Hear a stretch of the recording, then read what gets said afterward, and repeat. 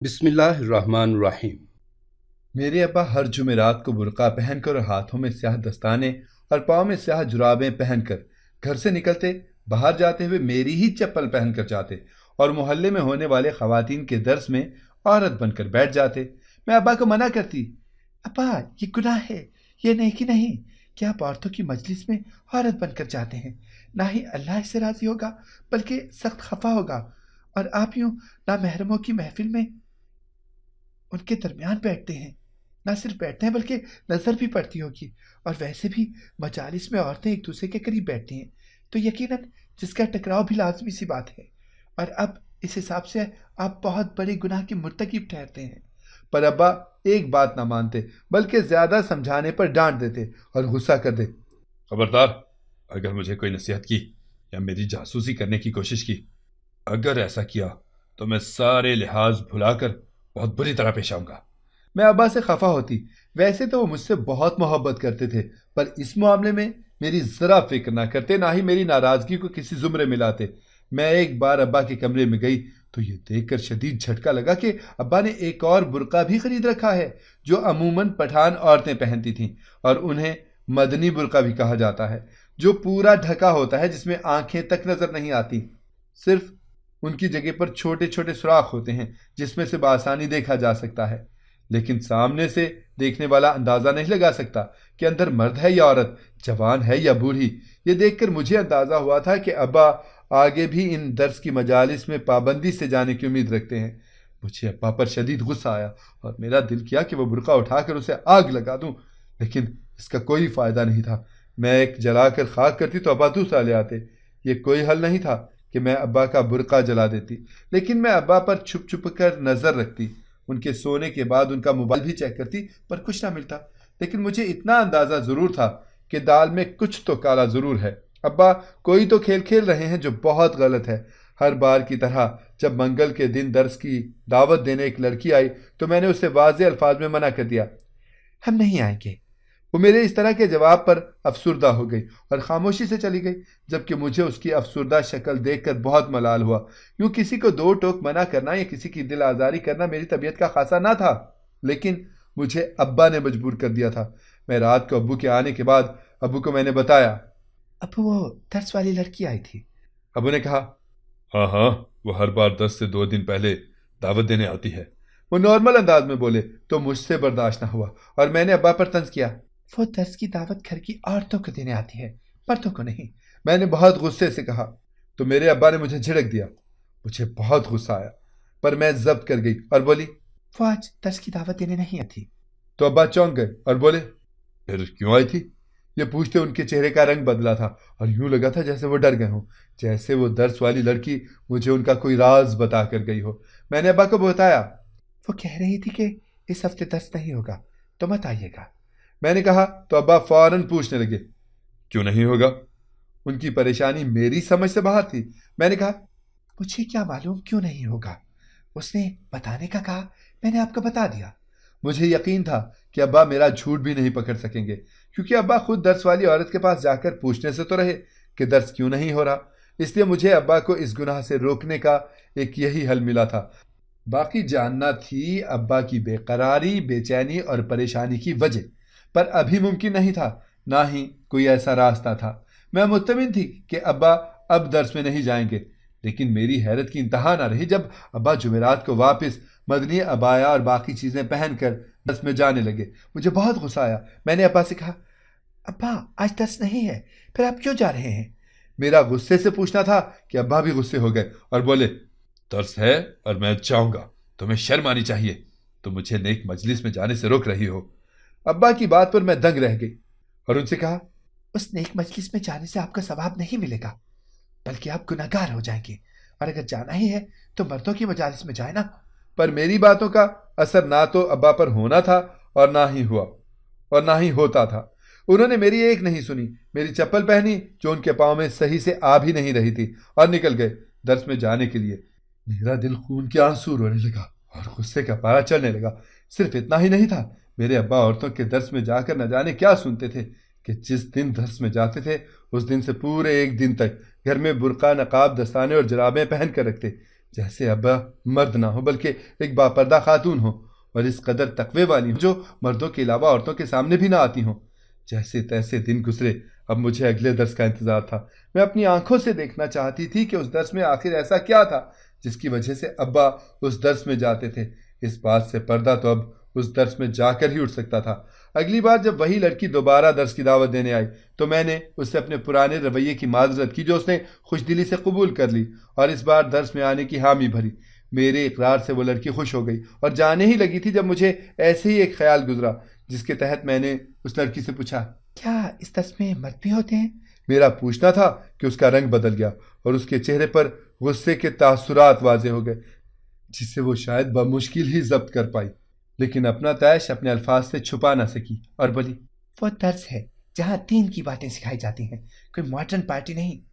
اس کے جواب سے مجھے احساس ہوا کہ میرا سوال غلط تھا۔ میں نے فوراً معذرت کی اور اپنا سوال درست کیا اور پوچھا، اوہ آپ میرا مطلب سمجھی نہیں، میرے پوچھنے کا مطلب تھا کہ دونوں کا الگ الگ انتظام ہوتا ہے، لیکن ایک مولوی بیان دیتے ہیں ویسا درس۔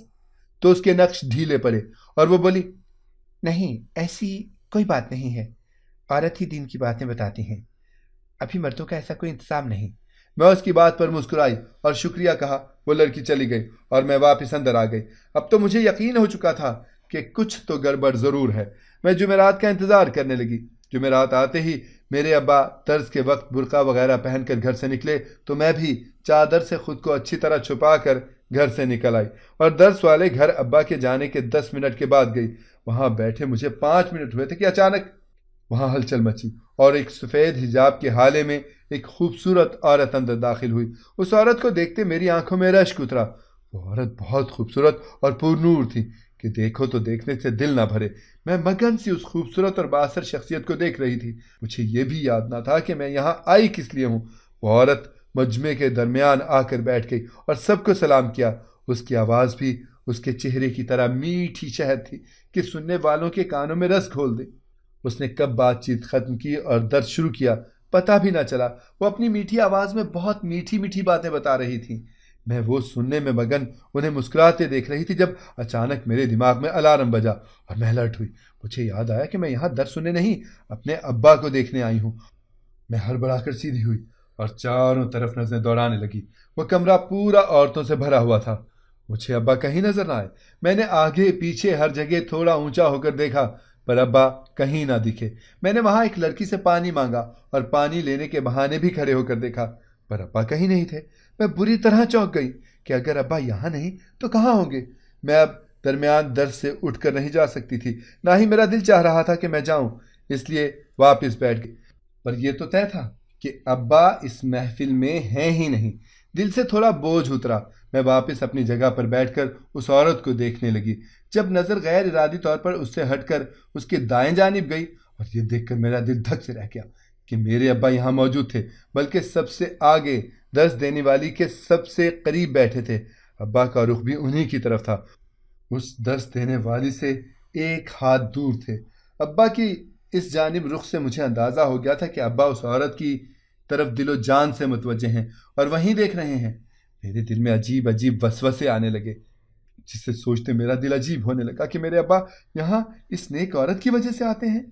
ظاہر ہے جب میں لڑکی ہو کر اس عورت کے سحر میں گرفتار ہو سکتی ہوں تو پھر وہ تو مرد ہیں۔ میرا دل اچانک ابا کی حرکت پر دکھنے لگا۔ میرے ابا اتنے کمزور کردار کے مالک تھے؟ یہ بات میرے لیے بہت تکلیف دہ تھی۔ اگر اس عورت کو یا کسی کو بھی معلوم پڑ جاتا کہ عورت کے بھیس میں ایک مرد یعنی میرے ابا بیٹھے ہیں تو کیا ہوتا؟ مجھے وہاں بیٹھنے کا بہت دل تھا، لیکن میرا دل اچانک سے ہر چیز سے اچاٹ ہو گیا۔ مجھے اپنے ابا پر غصہ آ رہا تھا، اسی لیے میں معذرت کرتی کھڑی ہو گئی۔ وہ ساحر عورت نے بھی مجھے مخاطب کیا اور بیٹھنے کا کہا، مگر میں نے طبیعت خرابی کا کہا اور اٹھ گئی اور جلدی جلدی چلتے اپنے گھر آ گئی۔ مجھے بہت دکھ تھا کہ ابا نے ایسی حرکت کی۔ ابا جوان بیٹی رکھ کر بھلا ایسی حرکت کیسے کر سکتے تھے؟ 1 گھنٹہ گزرا تو ابا در سے گھر لوٹے اور ہر بار کی طرح اپنا برقع اتارا، نہ نقاب، نہ جرابیں، نہ ہی دستانے، اور بالکل ویسے ہی رہے جیسے درس میں جانے سے پہلے تھے۔ مجھے ابا کو دیکھتے غصہ آنے لگا۔ اب مجھے سب کچھ سمجھ آ رہا تھا کہ سارا معاملہ ہے کیا، کیوں ابا درس میں پابندی سے جاتے تھے اور کیا حاصل ہوتا تھا ابا کو۔ میں غصے سے برداشت کرنے لگی، لیکن یہ 1 دن تک چہرہ اور آواز چھپانے کا رواج میری سمجھ سے بالاتر تھا۔ ایسا بھی کیا تھا کہ ابا گھر میں چہرہ چھپاتے تھے، بلکہ اپنے ہاتھ پاؤں تک چھپا کر رکھتے تھے۔ اگر کچھ پوچھو تو بھی اشاروں میں جواب دیتے تھے۔ میں اس بات سے سخت عاجز تھی۔ مجھے رہ رہ کر ابا پر غصہ آتا تھا، اور یہ غصہ آج کے درس کے بعد مزید بڑھ گیا تھا۔ میں خاموشی سے سارا تماشا دیکھنے لگی۔ ابا کوئی کتاب کا مطالعہ کرتے، سارا دن میرے سامنے صوفے پر بیٹھے رہتے۔ اچانک مجھے گمان ہوتا کہ ابا مجھے دیکھ رہے ہیں، لیکن جب میں انہیں دیکھتی تو کچھ معلوم نہ ہوتا، کیونکہ ان کی آنکھیں برقعے میں چھپی ہوتی۔ وہ کھانا اکیلے کمرے میں کھاتے۔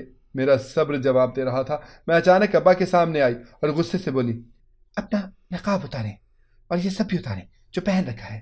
پر ابا ٹس سے مس نہ ہوئے۔ جب میں اور زیادہ غصہ ہونے لگی اور بولی، بہت ہوا ڈرامہ، اب تو آپ در سے آ چکے ہیں، پھر کیوں یہ نقاب اور خود کو چھپانے کا ڈرامہ؟ جس کے لیے آپ یہ سب کرتے تھے میں اس کی حقیقت جان چکی ہوں، اب ان سب کی ضرورت نہیں۔ میں بہت غصے سے بولی جب میرے ابو میری بات کو نظر انداز کیے کمرے میں چلے گئے۔ مجھے یوں اپنی بات اور اپنی ذات کا نظر انداز کیا جانا بہت برا لگا۔ میں نے فیصلہ کر لیا کہ اب تو ابا کا یہ نقاب اتار کر رہوں گی کہ اس نقاب کی وجہ ہے کیا اور وہ کیوں کرتے ہیں۔ رات کو جب ابا کچن میں کھانا لینے آئے تو میں ان کے کمرے میں بیٹھ کے نیچے چھپ گئی۔ مجھے یقین تھا کہ کھانا کھاتے وقت تو ابا لازمی نقاب اتاریں گے، اور ایسا ہی ہوا۔ ابا نے برقع اٹھایا تو میری تو آنکھیں پھٹی کی پھٹی رہ گئیں، میرے اوسان خطا ہو گئے۔ مجھے یقین نہ آیا کہ میں کیا دیکھ رہی ہوں۔ میں نے کیا دیکھا؟ میں بس اتنا جانتی تھی کہ جو میں نے دیکھا وہ مجھے نہیں دیکھنا چاہیے تھا۔ میں نے بہت غلط کیا اپنے ساتھ۔ میرے پیروں تلے تو زمین نکل چکی تھی، کیونکہ نقاب میں میرا نام تالیہ ہے۔ میری عمر 19 سال ہے، اور اس سال میں نے 12ویں جماعت کے پیپرز دیے ہیں۔ میں قائد آباد میں رہتی ہوں۔ میں بن ماں کی بچی ہوں، اور میں نے بنا ماں کے زندگی گزاری ہے۔ میرے والد کا نام سلمان ہے اور میری والدہ کا نام سعیدہ تھا۔ میری امی ایک چھوٹے طبقے کے گھرانے سے تعلق رکھتی تھیں۔ میرے نانا مزدور پیشہ انسان تھے، جو کام ملتا جس سے گھر کی روٹی روزی چلتی وہ کر لیتے۔ چونکہ میری 3 خالائیں تھیں، کوئی ماموں نہیں تھا۔ میرے نانا کو بوجھ سا محسوس ہوتا تھا کہ وہ 4 بیٹیوں کا جہیز کیسے پورا کریں گے، کیسے عزت سے انہیں سسرال رخصت کریں گے۔ اسی فکر میں میری نانی ماں نے بھی ہاسپٹل میں نرس کی نوکری شروع کر دی۔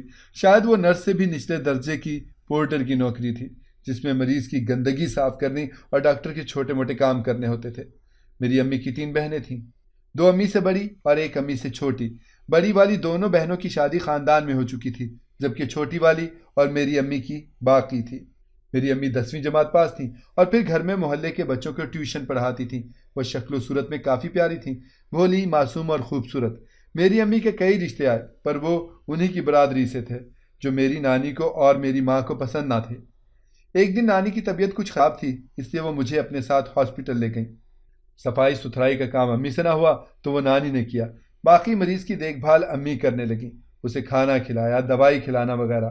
جس وارڈ میں امی کی ڈیوٹی لگی، اس وارڈ میں ایک مریض اور بھی تھا جس کا ایکسیڈنٹ ہوا تھا، ٹانگ کی ہڈی فریکچر تھی۔ وہ مریض میرے ابو تھے، اور وہ جب سے اس گھبرائی لڑکی کو نظروں میں رکھے ہوئے تھے، جسے 3 دن ہاسپٹل میں رہنے کے بعد پہلی بار دیکھ رہے تھے، جو دیکھنے میں نئی لڑکی لگتی تھی اور یہاں کا کام کاج سمجھ نہیں پا رہی تھی۔ اور تو اور اسے دیکھ کر ایسے لگ رہا تھا کہ اسے گھن بھی آ رہی ہے۔ وہ اسی کو وقتاً فوقتاً دیکھ رہے تھے۔ پھر انہوں نے ڈاکٹر سے کہا کہ انہیں بھی ایک نرس کی ضرورت ہے، وہ بل پے کر دیں گے، اور آج ان کے گھر والے نہیں آئیں گے۔ یہ جھوٹ تھا، کیونکہ میرے ابا نے خود فون کر کے منع کیا تھا کہ آج ہاسپٹل کوئی نہ آئے۔ اس سے کوئی نہیں آ رہا تھا۔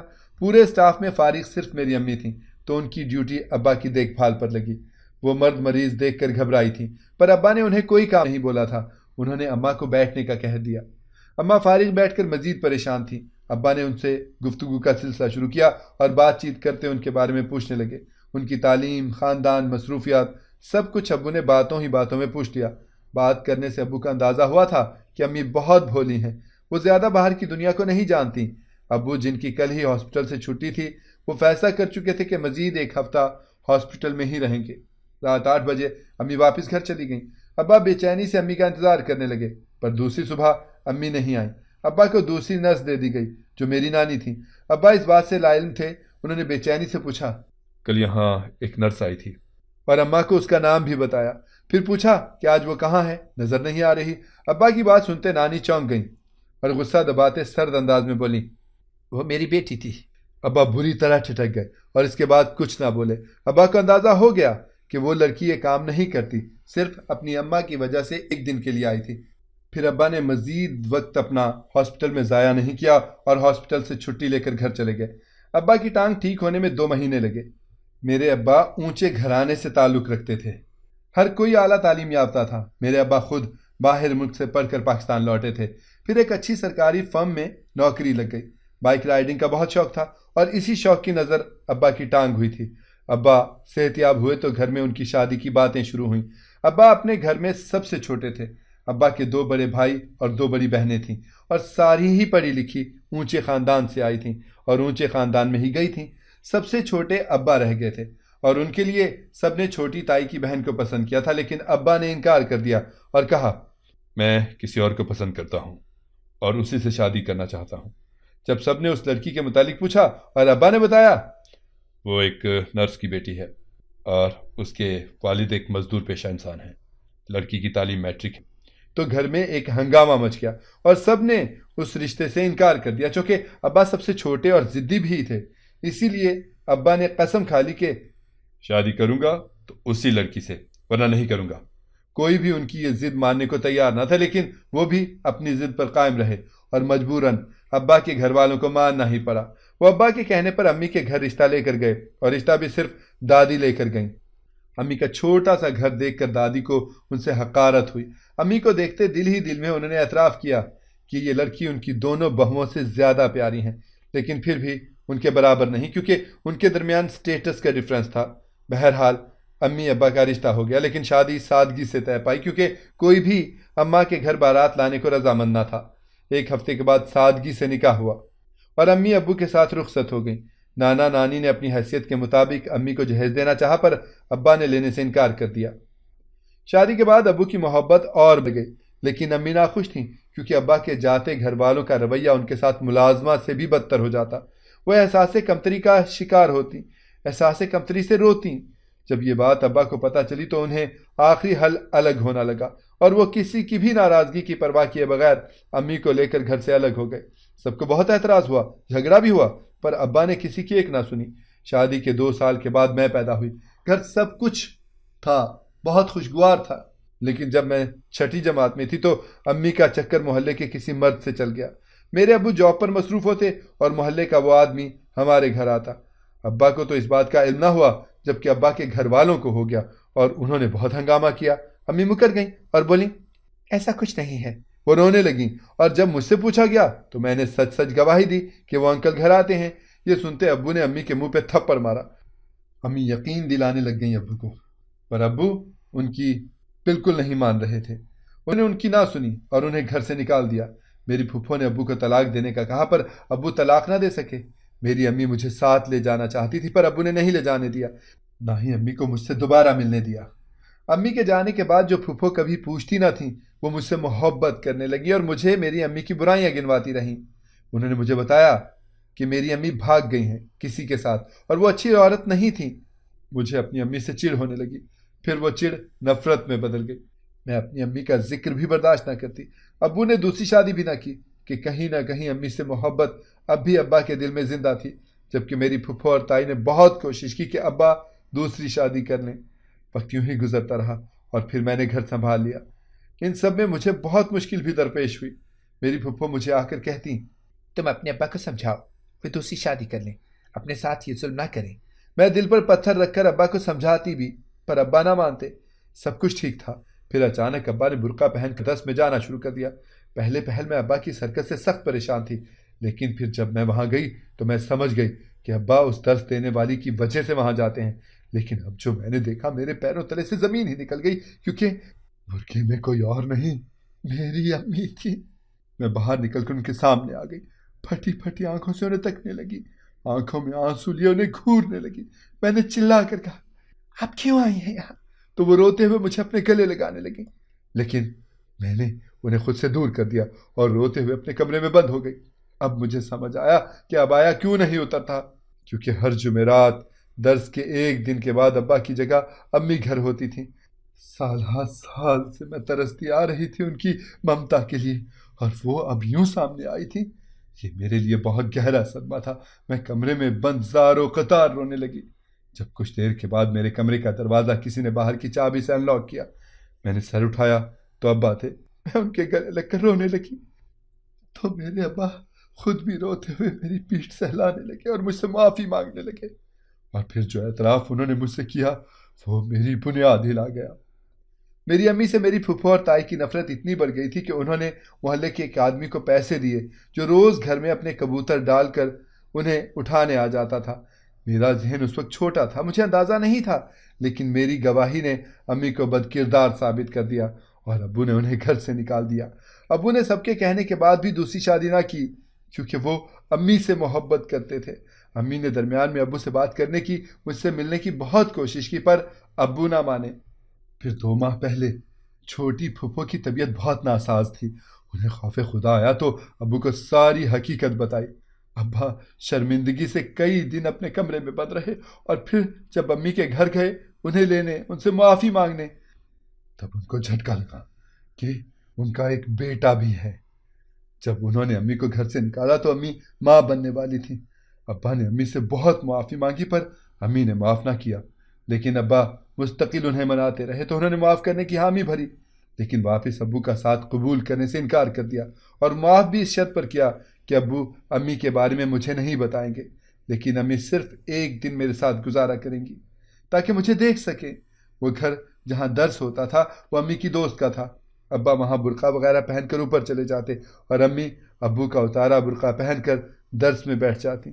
اس دوران بھی ابا انہیں منانے کی کوشش کر رہے تھے۔ ابا اپنے بیٹے سے ملنے کے لیے بھی تڑپ رہے تھے پر اماں ملنے نہیں دیتی تھی۔ میں یہ سب سن کر سکتے میں آ گئی۔ مجھے اپنا آپ اپنے ماں باپ کا مجرم لگنے لگا۔ میں زاروں قطار رو رہی تھی۔ جب میری نظر پیچھے کھڑی میری امی پر گئی تو انہوں نے مجھے اپنے پاس بلایا۔ میں ان کے سینے سے لگ کر بہت روئی، ان سے معافی مانگی۔ میں نے اور ابو نے مل کر امی کو منا لیا، انہیں گھر لے آئے، لیکن ان کا رویہ ابا کے ساتھ اب بھی سرد رہتا ہے کیونکہ سال ہر سال کی تلخی چند دنوں میں ختم ہونا ممکن نہیں۔ ابا نے اپنے گھر والوں سے ملنا چھوڑ دیا ہے اور ہم اب ایک مکمل فیملی کی طرح رہتے ہیں۔ میری بہنوں، میرے بھائیوں، رشتوں میں اعتبار بہت ضروری ہے۔ اس کے بنا رشتے بے معنی ہوتے ہیں، پھر وہ محبت کا ہو، خلوص کا یا خون کا۔ اگر آپ کو ہماری کہانی پسند آئی ہے تو اسے لائک کریں، شیئر کریں اور ہمارے چینل کو سبسکرائب کریں۔ اگلی کہانی تک کے لیے اجازت دیجیے۔ اللہ حافظ۔